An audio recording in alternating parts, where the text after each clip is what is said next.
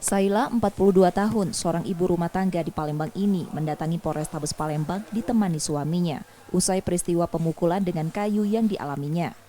Dalam laporannya pada polisi, pelapor menerangkan pemukulan terjadi saat akan berangkat ke pasar Jakabaring. Saat di perjalanan, ia diikuti dua pria tak dikenal menggunakan satu sepeda motor. Tiba di depan gedung serbaguna Dekranasda Palembang, pelapor dipukul menggunakan kayu sampai jatuh dari motor. Upaya pelaku menarik motor pelapor gagal usai warga yang melihat peristiwa itu menggagalkannya. Karena peristiwa itu membuat pelapor menderita luka di bagian kepala dan mata hingga nyaris buta. Ayu kan masuk Dekranas itu ada pelo inyo kan.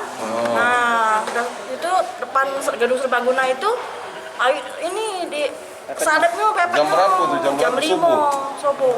Terus? Nah, langsung dipentom kayak kayu gelam. Dari arah belakang apa depan? Samping om. Samping. Ayu ini oleng kan motor tuh. Nah, nomor pagar gedung serbaguna itu Ayu nyampak. Dia tuh sudah berlari.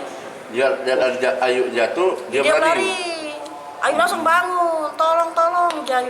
Korban orang berapa tadi? Pelakunya orang berapa? Pelakunya orang berapa? Orang dua. Pelaku orang dua ya? Kenal nggak, Bu? Tidak kenal. Laporan kini ditangani polisi dari Polrestabes Palembang.